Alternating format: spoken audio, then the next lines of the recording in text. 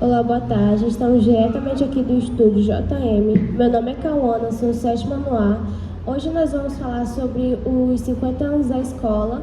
Também queria dar boa tarde para minha colega Letícia. Por favor, Letícia, se apresente. Olá, boa tarde, seja muito bem-vinda. Hoje nós estamos falando aqui do estúdio JM e hoje nós vamos fazer algumas perguntas para a senhora. Tá? A primeira pergunta: qual a sua profissão e experiência de vida profissional? Olá, boa tarde. Inicialmente eu quero agradecer o convite. Eu me sinto extremamente honrada de estar aqui com vocês na escola Diogo Feijó. Eu peço desculpas por permanecer de máscara, que eu fiz uma cirurgia recente, então é questão de cautela, né, por permanecer. Mas enfim, estou muito feliz pelo convite e por estar aqui com vocês. No caso, nesse exato momento, eu estou aposentada. Eu sou professora, a gente nunca deixa de ser professor, né? Eu acho que não é porque a gente se aposenta que existe um ex-professor ou um ex-médico, alguma coisa assim. Então, eu sou professora, eu me encontro aposentada, mas continuo estudando, gosto muito de estudar. Segunda pergunta: qual era a sua função aqui na escola? Então, eu não falei inicialmente, né? O meu nome é Joelma Ferreira Franzini e eu tive muitas funções aqui nessa escola. Eu comecei como aluna. Em 1982, a escola tinha 10 anos, exatamente quando eu vim estudar aqui. Eu fiz, na época, a 8ª série, numa dessas salas aí que vocês estudam. Depois eu fiz o magistério no Lourenço Filho e passei no concurso para professora. E qual foi a escola que eu escolhi para vir trabalhar? Diogo Feijó. Então, eu estudei aqui. Depois, com 18 anos, quando eu passei no concurso, eu vim direto para cá, peguei uma vaga aqui, trabalhei aqui há algum tempo. E aí a vida seguiu seu curso, né? Eu tive outros convites, outras propostas, fui fazer outras coisas em outros lugares. E agora, já no final da carreira, próxima aposentadoria, eu voltei para cá outra vez. Eu acho que eu passei uns 4 ou 5 anos, né? Professora Salete, professor Lira, já na gestão atual, né? Professor Lira e professora Salete. E fiquei na casa até o dia que saiu a minha aposentadoria. Eu estava aqui, quando eu me aposentei, eu tinha 2 vínculos, município e estado, e me aposentei os 2 trabalhando aqui na escola. Então dá para perceber que essa escola tem uma importância muito grande na minha vida. Eu estudei aqui, eu comecei o meu trabalho aqui, e fui coordenadora pedagógica, fui professora e acabou que encerrei a minha carreira profissional aqui também. Uau! Quarta pergunta: há quanto tempo a senhora trabalhou aqui na escola Padre Diogo Feijó? Eu acredito que tem 4 anos que eu parei, que eu me aposentei com 50 anos, eu estou com 54, então até os 50 anos de idade eu estava aqui. Tem 4 anos que eu me afastei da escola com aposentadoria. Quinta pergunta: como era o prédio da escola quando a senhora trabalhava aqui? Como é que ele era? Então, eu vou voltar mais um pouquinho. Como era o prédio da escola quando eu estudei aqui? Não tinha aquele refeitório, não tinha a quadra coberta, né? Não existia o bloco de salas ali atrás, não existia aquilo. A frente da escola era aqui, era voltada para a rua Rio de Janeiro. A frente da escola, nós entrávamos por aqui, o trânsito ainda não era tão intenso. Então era muito diferente do que é hoje nessa época. Para dizer a verdade, não tinha nem merenda. Os alunos que eram do 6º ao 9º ano hoje, né, na época 5º ou 8º, não tinham merenda, era só para as crianças pequenininhas que existia merenda. E eu ainda me lembro de fazer educação física ali na quadra com o nosso saudoso, falecido professor Maurício Generoso. Eu fui aluna dele aqui dentro dessa escola. E era muito diferente. E aí agora, a última vez que eu trabalhei aqui, ainda não estava passando por essa reforma, né? Eu tive o privilégio de dar uma olhadinha, a professora Salete me mostrou. Está ficando assim excelente. Ali em cima eu percebi que está tudo muito mais prático, né? as salas eram isoladas, agora está tudo interligado, facilitou muito a comunicação. É visível, é muito perceptível o tanto que a escola está se modernizando, se aperfeiçoando. Eu acredito que, sem dúvida, que agora está muito melhor. A gente está tendo um ótimo privilégio. É isso. Quantas salas tinha quando a senhora estudava e trabalhava aqui? Eu acredito que quando eu estudei, eram esses dois blocos, o corredor de cá e o corredor de cá. Os dois blocos, a entrada por aqui, não deve ter variado muito o número de salas. Eu acredito que deveriam ter 8 ou 10 salas na época, né? Que são os dois blocos que existem aqui. O que faltava era a estrutura de suporte, de apoio.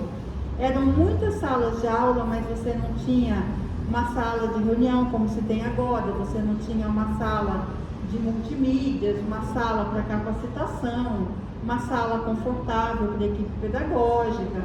Então, eu vejo que alunos, a sala de aula tinha muita, mas o suporte para esses alunos e para esses professores é que era muito pouco, era muito pequeno.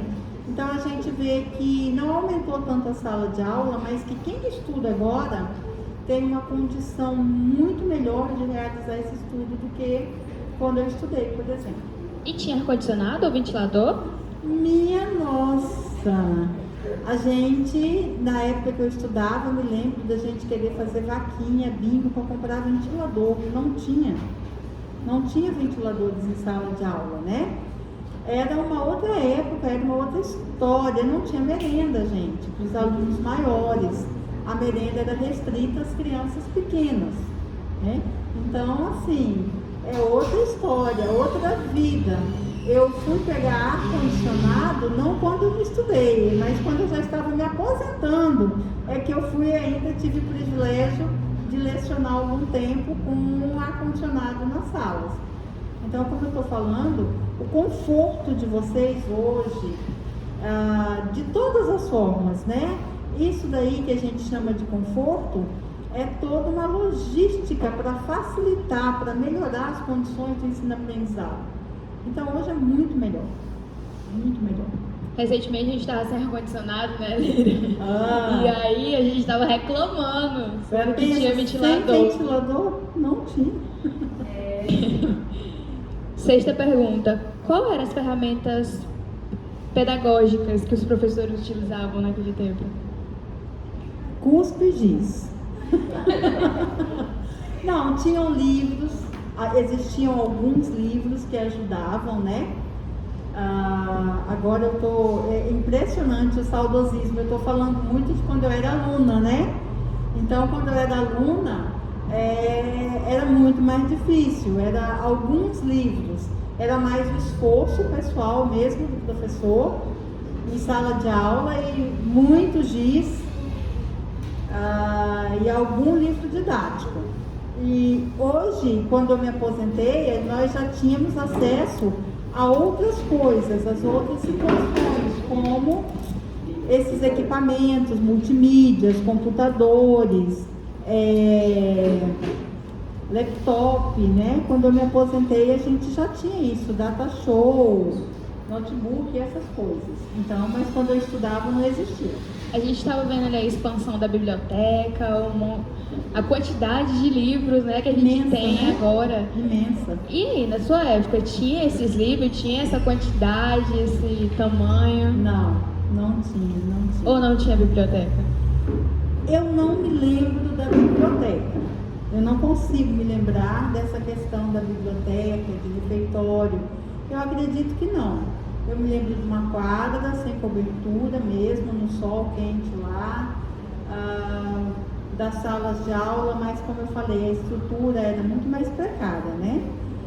Mas quando eu me aposentei, há 4 anos atrás, nós já tínhamos assim, uma excelente biblioteca aqui na escola. Bom, infelizmente, eu vou ter que... tá vendo? Tá.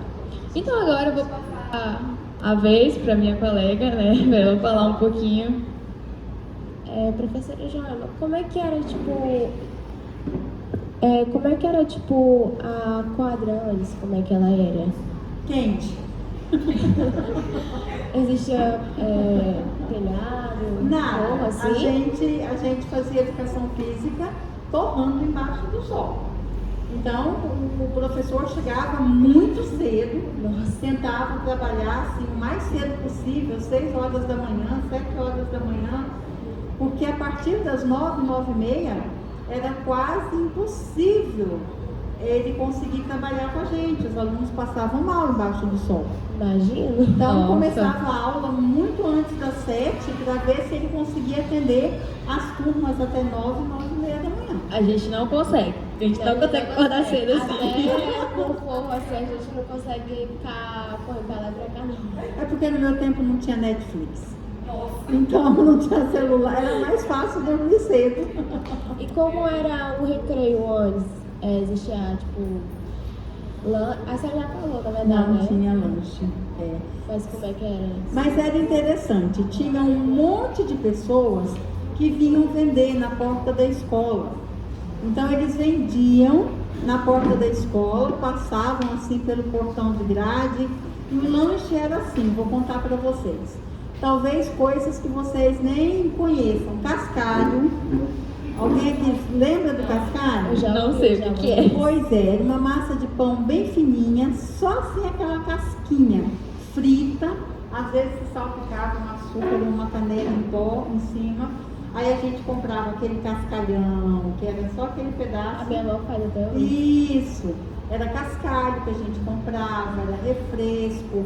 Tinha espetinho de banana comprida frita. Eu sei como é que é uma delícia. Cortava as rodelinhas de banana, fritava e a gente comprava os espetinhos, quem podia comprar, né? Aí, tipo assim, quando um comprava, repartia com 10. Quando o outro comprava, repartia com mais um monte. Mas, assim, é gostoso lembrar dessas coisas. Mas o lanche da escola...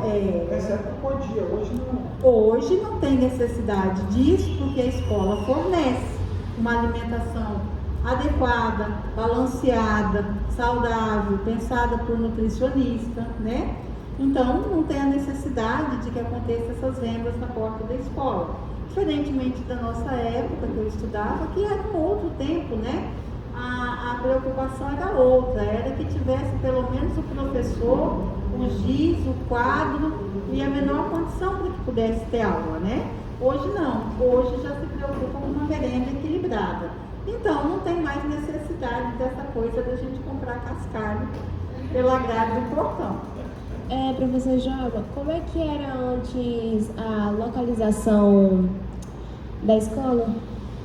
O trânsito era pequeno, nós entrávamos por essa parte, né, da Rio de Janeiro, e não era todo esse asfalto em volta, o bairro era muito mais simples, o bairro era muito menos movimentado, quase não existiam comércios.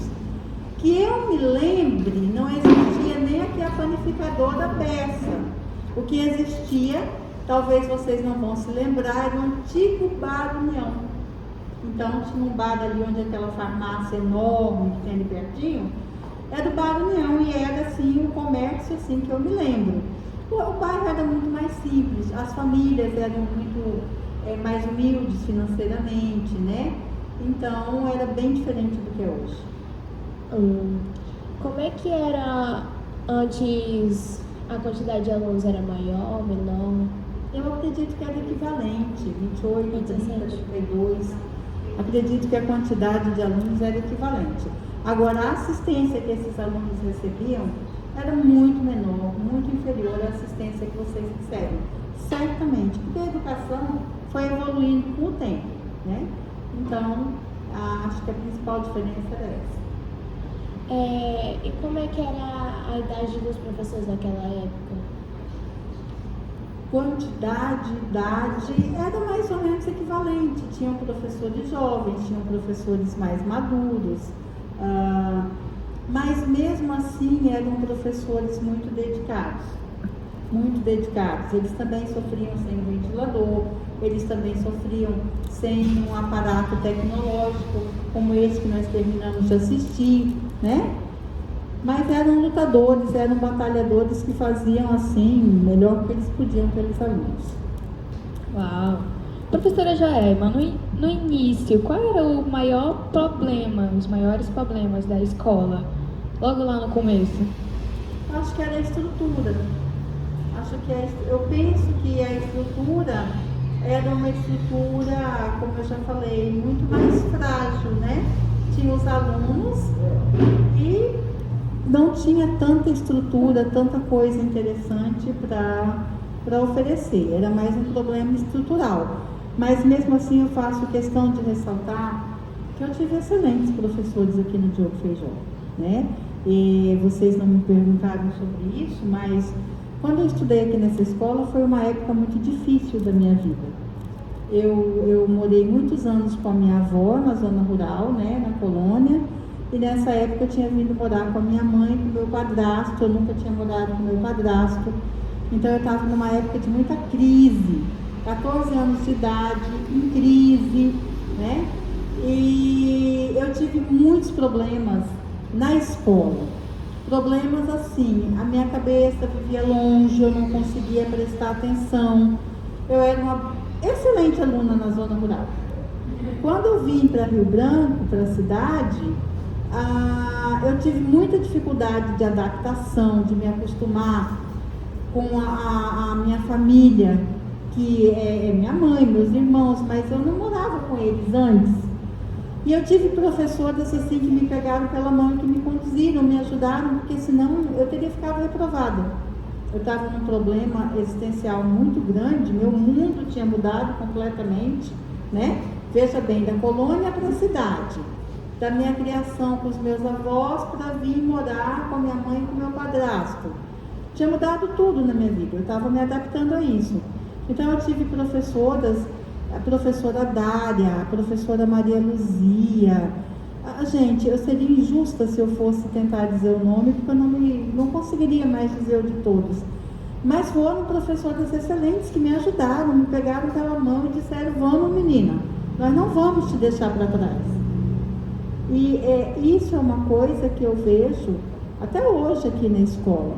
Essa luta, às vezes, né, na minha época, era para eu ter ficado reprovada se eles não tivessem se importado comigo. E eu vejo isso até hoje, os professores se importando com os alunos, a gestão da escola, toda a coordenação escolar, dizendo: vamos, eu te ajudo, vem, vamos fazer essa caminhada.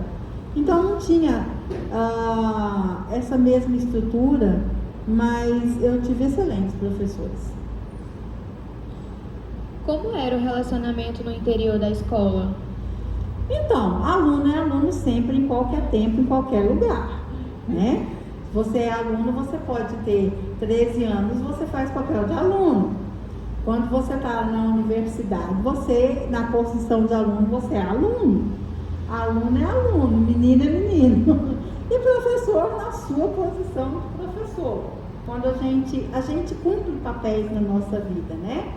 Então a gente também tinha uns alunos assim um pouquinho mais peraltas, alunos um pouquinho mais conversadores, alunos também muito dedicados ao ensino-aprendizado. Não era muito diferente de vocês. Eu acredito que o grau fosse um pouco diferente, né? Porque naquele tempo, chamar o pai ou a mãe para vir para a escola, a gente queria morrer. E hoje parece que não faz muita diferença mais se o pai ou a mãe vir, mas era uma coisa assim: se mandou chamar lá na sala da diretora, do diretor, a gente tremia dos pés à cabeça, tinha isso. Mas também tinha conversa paralela, também tinha umas arengazinhas das meninas aqui e acolá. Só que eu considero que era assim num grau um pouco menor. Os problemas existiam, mas eram assim mais simples. Nessa época que eu quase fiquei reprovada, eu ficava muito alheia no fundo da sala de aula. E aí depois eu arrumei uma coleguinha e a gente queria conversar a aula inteira. São problemas que eu vejo hoje, né? Se as minhas professoras não tivessem pegado na minha mão e tivessem dito: vamos, menina, vamos sair aí desse buraco que você está entrando, vamos, eu teria ficado lá estacionada. Então, assim, eu acho que a modificação, os problemas e o comportamento dos alunos eram comportamentos de adolescência e de alunos. mas eu penso que hoje existe assim, talvez, por conta da sociedade que a gente vive, existe mais uma agressividade por parte dos alunos, né? A gente sabia que era aluno e sabia que o professor era professor. Hoje, muitas vezes, o aluno, ele confunde um pouco essa hierarquia. Eu não estou falando de mandar, né? Porque os dois são importantes. A relação professor e aluno é importantíssima.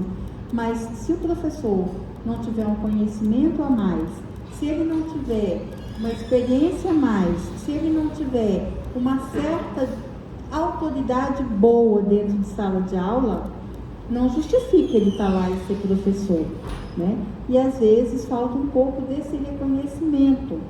É como se o papel do professor tivesse caído no vazio, como se para muitos alunos o professor fosse qualquer um. O professor não é qualquer um. O professor tem uma importância gigantesca na sociedade. E talvez hoje vocês ainda não reconheçam muito isso.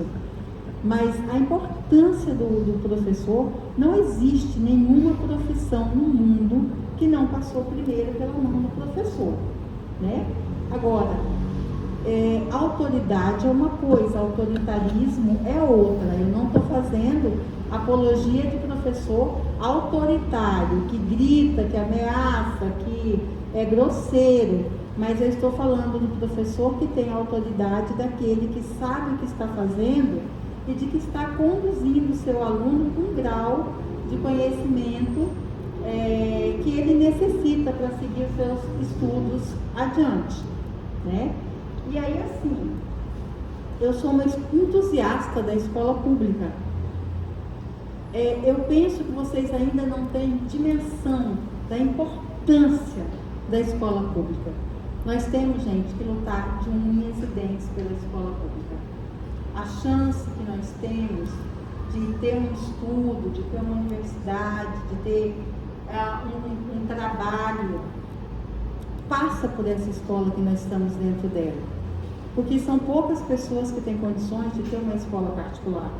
Então, às vezes, eu vejo a escola particular sendo muito valorizada, concordo, ela tem seu valor, mas o valor da escola pública é fundamental para a sociedade brasileira.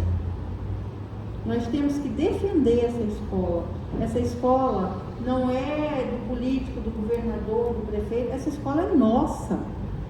Gerações passaram pelo Diogo Feijó.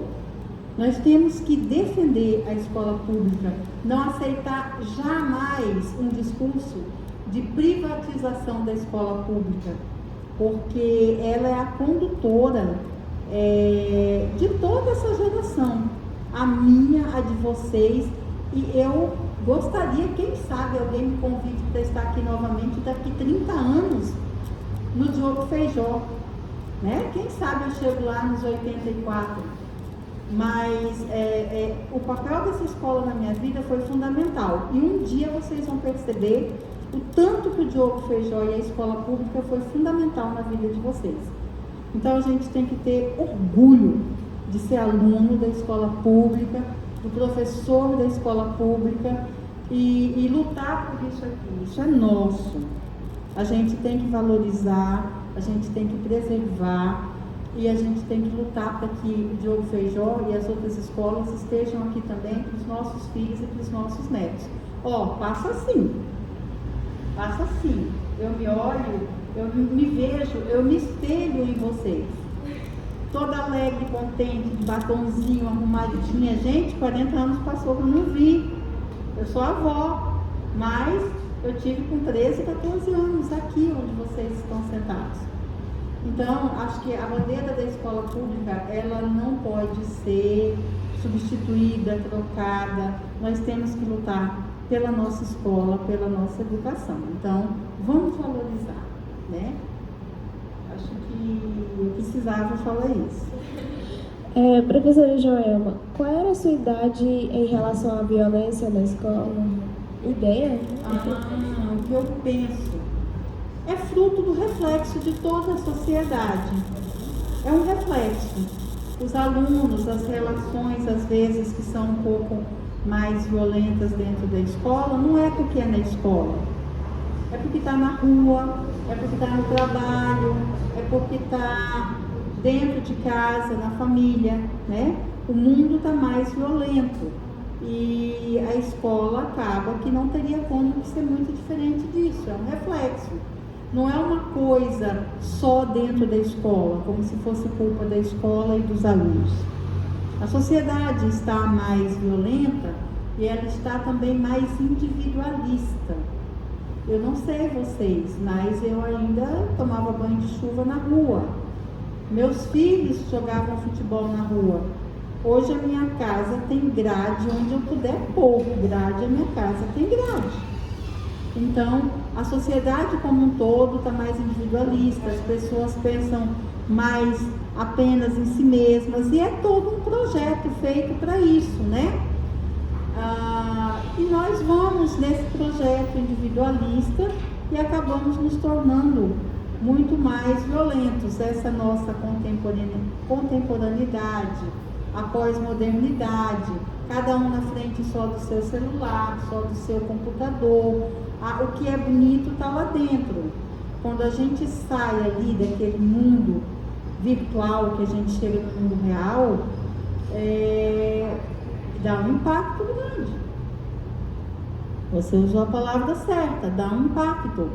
As pessoas têm 500 amigos lá pelo, sei lá eu, Facebook, Instagram, mas se a pessoa precisar de um copo de leite porque está com fome, é difícil você achar um amigo.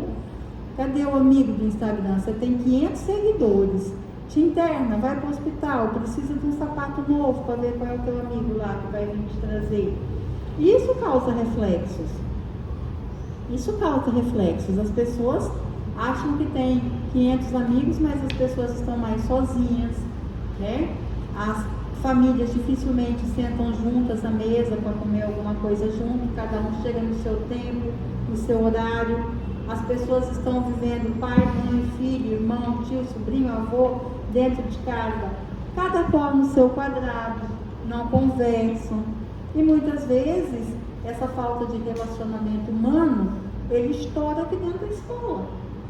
Às vezes ele não tem uma família presente que põe um limite em casa, aí quando o professor quer colocar um limite, ele se acha extremamente insultado, ofendido, porque não conhece o que é esse limite. Por outro lado, eu não estou culpando a família disso. É um processo que está acontecendo nessa nossa pós-modernidade, que onde vale são as tecnologias, as mídias e o dinheiro. É o que vale. Às vezes aquela família ali está ralando para trabalhar o dia inteiro, para trazer o mínimo para dentro de casa e acha que se o filho tem um celular, que ele está bem. E vamos dizer a verdade, todo adolescente, toda criança quer ter um celular. E aí as relações vão ficando mais baratas. Eu digo baratas porque cada qual no seu quadrado dentro de casa. E quando você chega na escola, você tem que se relacionar com um monte de gente.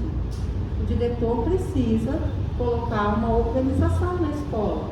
O professor precisa organizar o trabalho dentro de sala.